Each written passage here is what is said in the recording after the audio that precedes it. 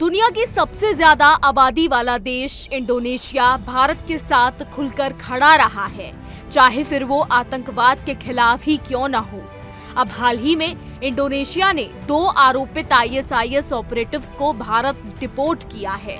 बता दें कि रिपोर्ट्स के मुताबिक इनकी पहचान महाराष्ट्र में आईएसआईएस से जुड़े स्लीपर सेल के सदस्यों के रूप में की गई है। इन्हें जकार्ता से डिपोर्ट करने के बाद मुंबई में गिरफ्तार किया गया है। निर्वासित ऑपरेटिव्स अब्दुल्ला, फयाज और तलहा खान इंडोनेशिया में छिपे हुए थे, जिन्हें भारतीय अधिकारियों को सौंप दिया गया। इस मामले में जकार्ता का सहयोग कश्मीर से संबंधित क्षेत्रीय अखंडता के मुद्दे पर भारत के प्रति इंडोनेशिया के लगातार समर्थन को दिखाता है, खास तौर से इस्लामिक सहयोग संगठन जैसे मंचों पर। इंडोनेशिया भारत का पक्ष लेता रहा है, आतंकवादी ढांचे को ध्वस्त करने और चरमपंथी विचारधाराओं को दबाने में भी उसने प्रयास किए हैं। जनवरी में इंडोनेशिया राष्ट्रपति प्रबोवो सुबियांतो ने भारत के गणतंत्र दिवस समारोह में भाग लेने के बाद पाकिस्तान की अपनी नियोजित यात्रा रद्द कर दी और नई दिल्ली में अपने प्रवास को बढ़ा दिया। पहलगाम हमले के बाद सुबियांतो की जकार्ता में भारतीय दूत के साथ बैठक हुई थी।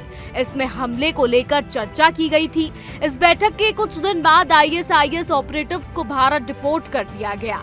राष्ट्रपति सुबियांतो ने कथित तौर पर पहलगाम हमले की बर्बरता पर गहरा दुख जताया था और कहा था कि ये इस्लामी मूल्यों को नहीं दिखाता। आपको ये भी बताते चलें कि जनवरी में भारत की यात्रा के दौरान सुबियांतो और प्रधानमंत्री नरेंद्र मोदी ने सभी रूपों में आतंकवाद की कड़ी निंदा की और इस खतरे का मुकाबला करने के लिए द्विपक्षीय और वैश्विक सहयोग को बढ़ाने की प्रतिबद्धता की पुष्टि की। दोनों नेताओं ने आतंकवाद से लड़ने के लिए अंतर्राष्ट्रीय प्रयासों को तेज करने की आवश्यकता पर जोर दिया, विशेष रूप से आतंकवादी फंडिंग और भर्ती पाइपलाइनों को बाधित करने के माध्यम से।